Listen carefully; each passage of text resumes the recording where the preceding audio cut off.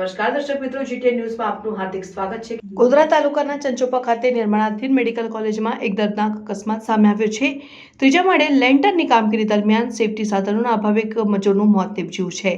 મૃતક રાકેશ કુમાર જશવંતભાઈ પટેલ તરવડી ગામના રહેવાસી હતા। ઘટના સવારના સમય બની હતી, જ્યારે રાકેશ કુમાર સહિત 9 થી વધુ મજૂરો ત્રીજા માળે દિવાલ ઉપર સેન્ટરિંગનું કામ કરતા હતા। દિવાલ પર ખીલ્લી મારતી વખતે રાકેશ કુમાર સંતુલન ગુમાવી બેસતા નીચે પટકાયા હતા અને ઘટના સ્થળે તેમનું કરુણ મોત નીપજ્યું।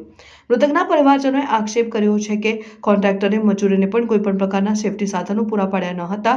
વધુમાં અકસ્માત બાદ સવારના 12 વાગ્યાથી કોન્ટ્રાક્ટર અને સુપરવાઇઝરોને જાણ કરવા છતાં તેઓ ઘટના સ્થળે હાજર થયા નથી, જેના કારણે પરિવારજનોમાં રોષ જોવા મળી રહ્યો છે।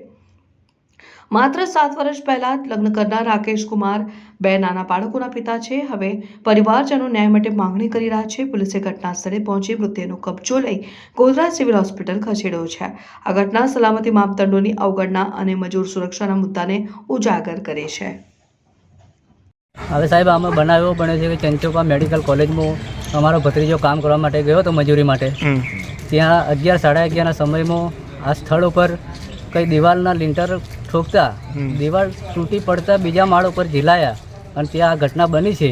ત્યારથી મળીને એના મકરદમ કે કોન્ટ્રાક્ટર જે કોઈ હોય એને જાણ કરી છે, પણ હજુ સુધી આ પીએમ થઈ ગઈ તો હજી હાજર થયા નથી।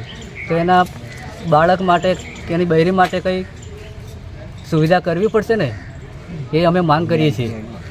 હવે એના છોકરાનું કંઈ આગળ સારું પગલું ભરાય એવી માંગ છે અમારી।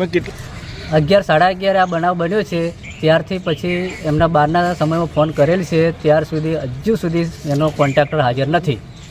એના સાધન હોત તો આ ઘટના બનતી નહીં। સેફટીના કોઈ પણ સાધન આપેલ નથી, એમાં અવસાન થયું છે।